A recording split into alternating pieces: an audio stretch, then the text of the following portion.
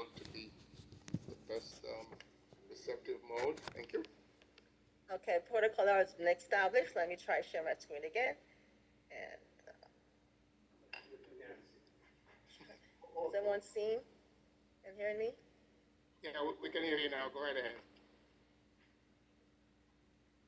All right, so our guest speaker was invited by our chair, Violet. And again, thank you, Violet, for inviting our guest speaker, and I encourage other members to do the same.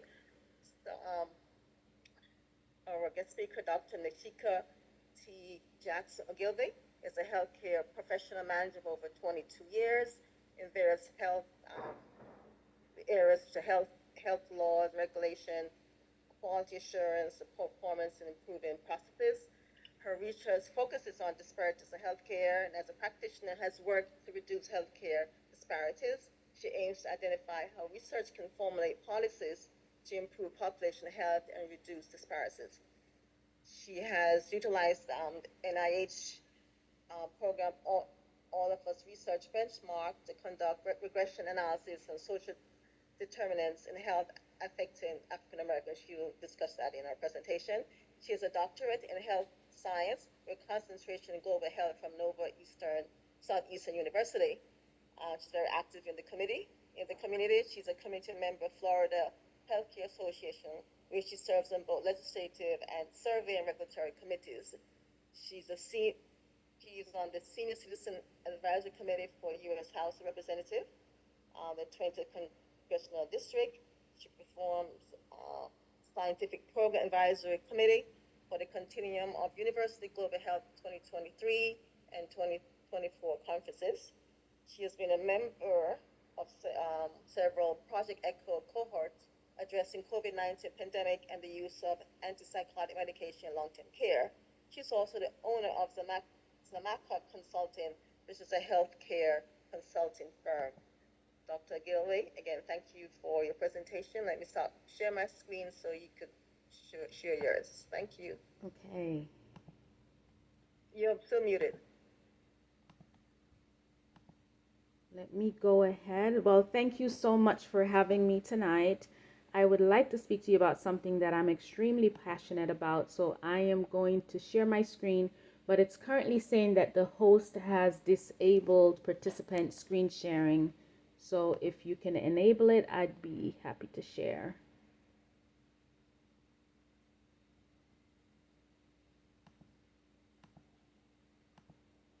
Okay.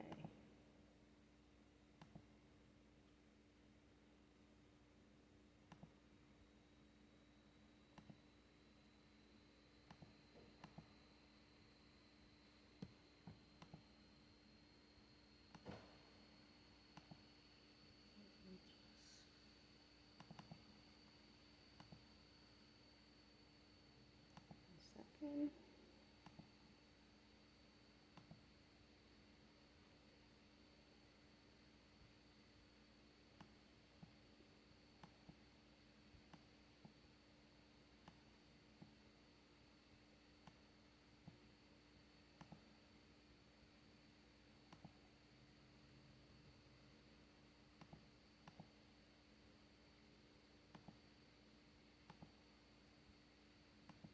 Okay.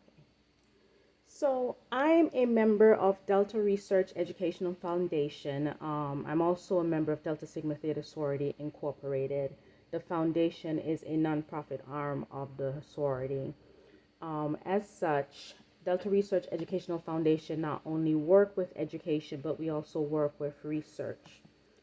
We were fortunate to be a grantee of the National Institute of Health All of Us Research Program. And this All of Us research program aims to improve healthcare outcomes and decrease health disparities. It is a catalyst that helps to fuel new approaches to individualized prevention of treatment called precision medicine. Precision medicine is something that came out and about out of the Obama administration when we recognized that African American, Black, and Brown persons are underrepresented in research, and as a result of being underrepresented in research, underrepresented in medicine and the medications that are created were not created for us and does not essentially work on us as it does our white counterpart, which is the reason why they have had the precision medicine and the All of Us research. So, precision medicine is an emerging approach for disease treatment and prevention that takes into account individual variability, such as lifestyle, socioeconomic status, environment, and biology. It's a radical shift in how each one can receive the best care possible based on their unique makeup. Um, with the All of Us Workbench, the goal is to recruit 1 million participants to participate in research. Currently, we have over 750,000 participants, and this is a project that started back in 2017 and really ramped up in 2019. So as you can see on my screen to date at the moment, we have over 413,000 responses for surveying. Now, a person can determine how much or how little they want to participate in the research. And it could be anything from just answering surveys all the way up to genomics. So you basically are the driver of how much you want to participate. You can provide your medical record, your health information records from your physician's offices. Currently, as you can see, we have over 287,000 persons doing that. If you walk around with a Fitbit like I do, right now we have over 15,000 persons that the information from your Fitbit is being linked into the system. So they're gathering information on how physically active you are. If your Fitbit takes blood pressure, they're gathering that information and it's going into this database.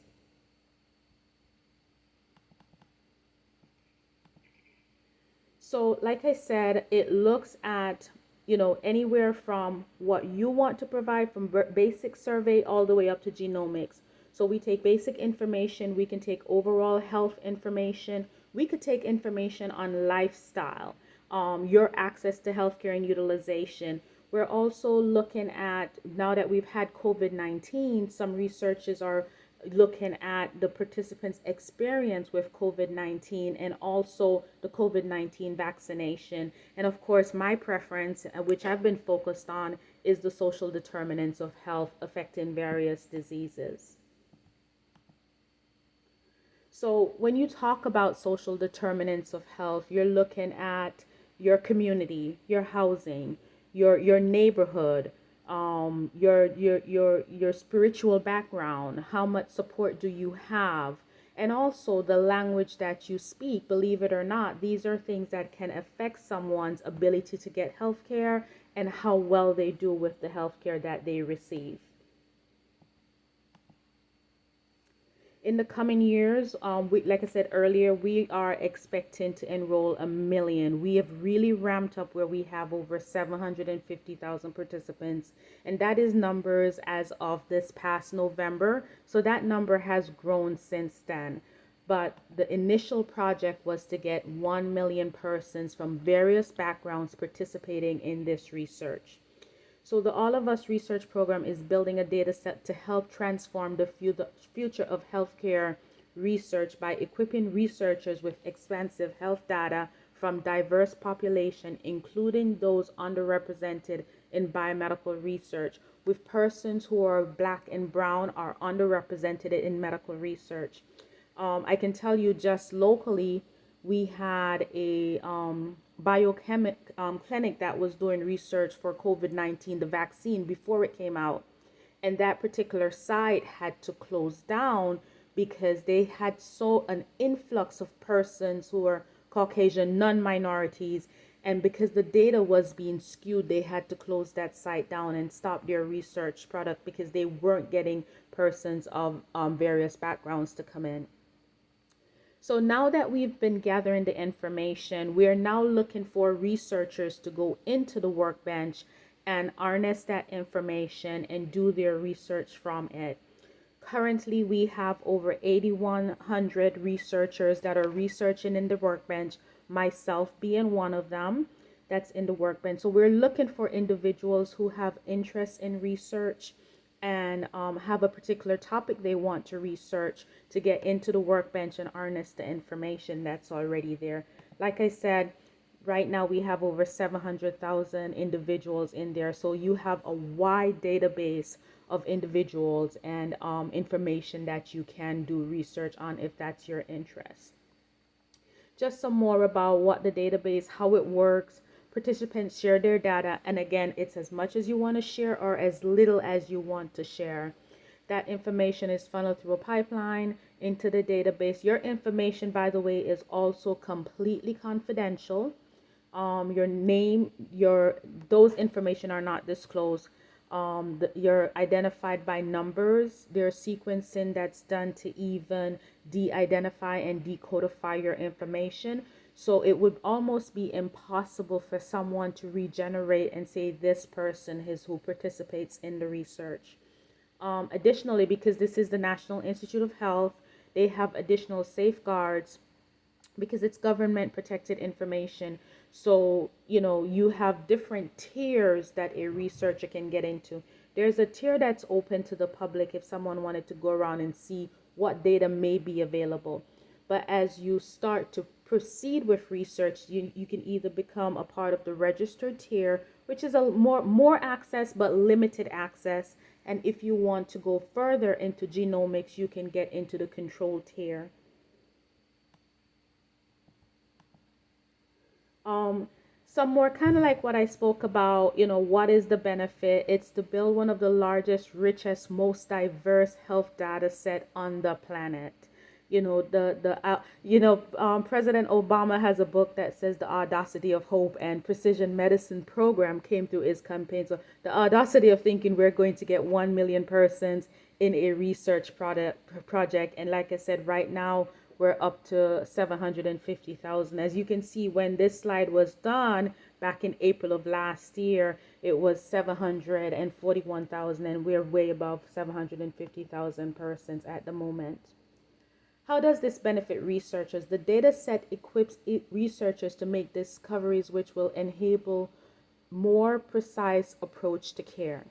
And that's why it's important for us to get in the community, because if you are not aware, Delta Sigma Theta is a predominantly Black sorority. And the National Institute of Health tapped into DREF to be able to get into the Black community because they identify that we are so underrepresented in healthcare. And I can tell you, even in my personal experience, why I considered going into research as a practitioner, I noticed the difference, and it was actually Broward County. When I worked in Palm Beach County, the clientele that I had, the diagnosis that they had versus a location I had in Broward County, and it was very different because for the first time, I actually had patients that looked more like myself, but they were also younger. They were coming in at the stage that they were now amputated, they're on dialysis. And I thought, where did we go wrong? Where did we miss the boat, where we didn't have more preventative measures in place compared to our white counterpart? So that's why I really started looking at social determinants of health to see what happened, why we are not engaged, what happened, why we're not getting the resources or getting to the resources. And that's really what it comes down to. So why do we even need a all of us research program? For people, it's so patients may not be served well by treatment designed for the average person, or treatment that was research that was done on a Caucasian person. As you know, if you study genomics, our genes are different. We're all human, but there are variations within the genes. Right now, I'm trying to do work with the Lupus Research Alliance, and they're doing a walk, and the walk is being done in a primarily Caucasian area where everyone knows the lupus primarily affects Black and brown persons. So, where is that information going? And if persons are participating in research, who are participating in these research, and how effective are these medications on Black and brown individuals? Also, for the healthcare provider, it's so that they can be able to provide precision medicine through the research that is harnessed so that we can modernize medicine, one, and improve the treatment that we provide. Also, the third section is how it benefits biomedical research. I can tell you as a researcher, it was so much different than harnessing individuals that would participate in the research. Will they give honest information, honest feedback, and just will you have that sample of individuals to be able to then go into a workbench that has over 700,000 persons and narrow it down to what you need specifically and just generate that raw data from that. So the next slide, you have some persons that are working in the workbench and the different topics that they're looking at. And like I said, I am also one of the researchers that's in the workbench. My actual research topic is social determinants of health affecting African Americans diagnosed with HIV in the state of Florida. I chose that topic because of other research that I've done. I learned that the state of Florida is the second highest HIV newly diagnosed area in the country and the U.S. territories. And then diving further into it, being in the Tri-County area, Palm Beach, Broward, and Dade actually ranks number one in the United States with the highest incidence of HIV and AIDS. So that's what has been the driving factor behind my research in the workbench and the information that I've gathered from there. This is also another one of the doctors that's doing research in the workbench that they chose to identify. But like I said, we have over 8,100 researchers in the workbench. We've seen an increase in the registered researcher as the word's getting out that this is available to persons that wants to do it as a researcher.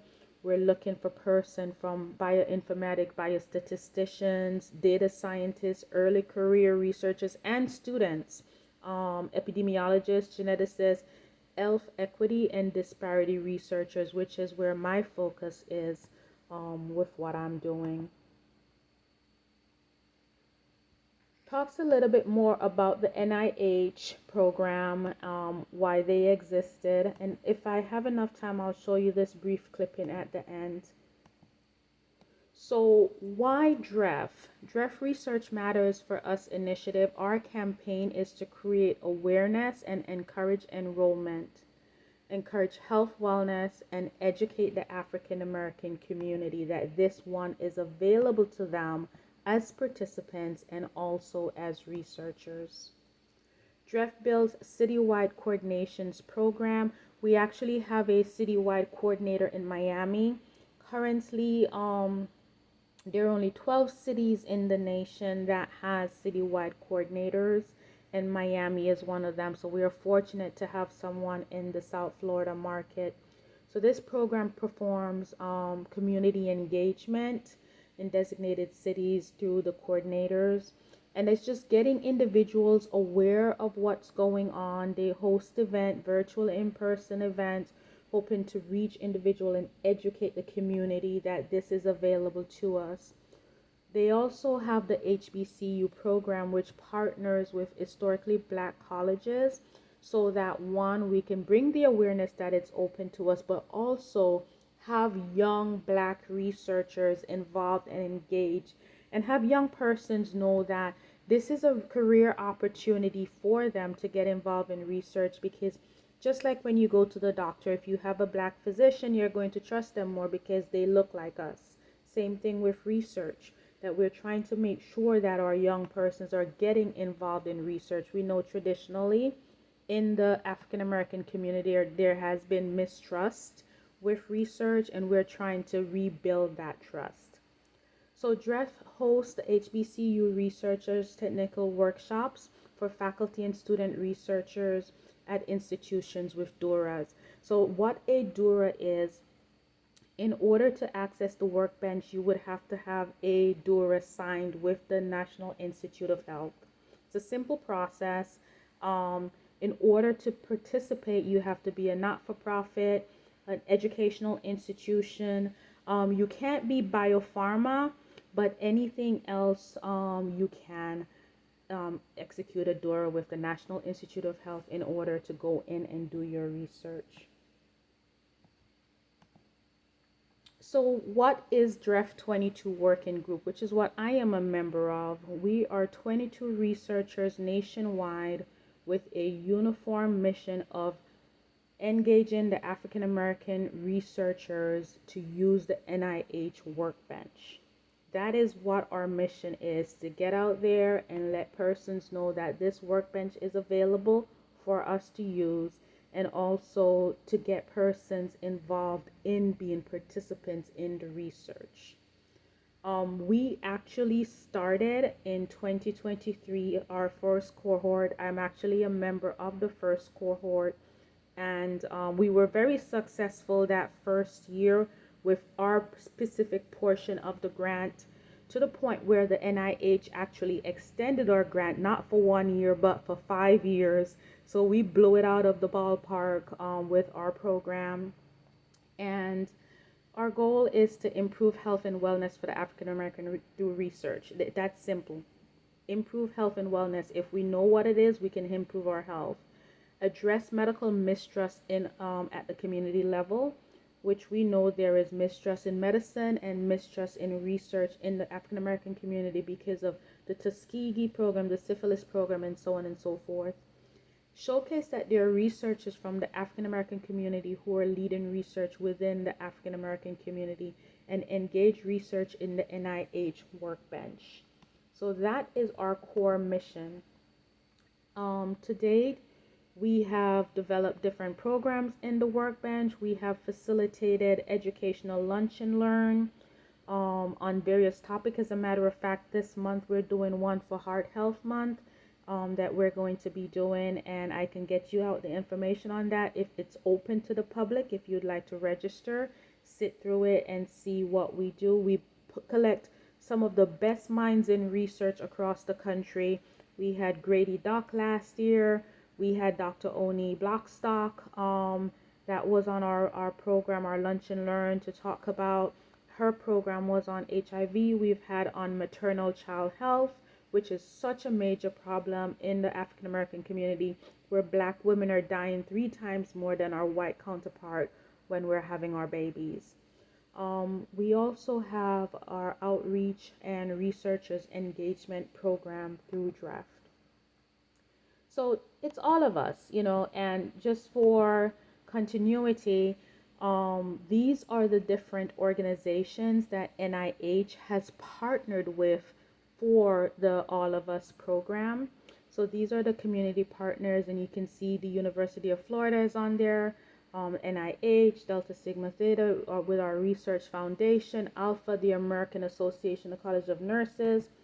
They also have the consortium members, which is a much, much larger group, but you can see that well-reputable organizations in the community that are participating in research across the country, and some of the other universities with nutrition and precision medicine.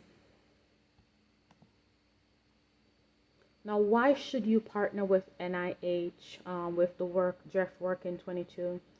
So by partnering with us as a working group to use diversity, to diversify the users in the NIH, we want to advance health equity for our community.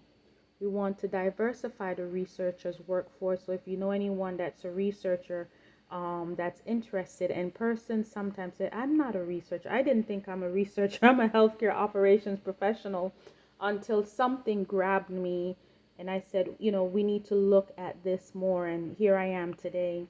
And also to actualize precision medicine. I'm just going to show you a quick snippet of what this is.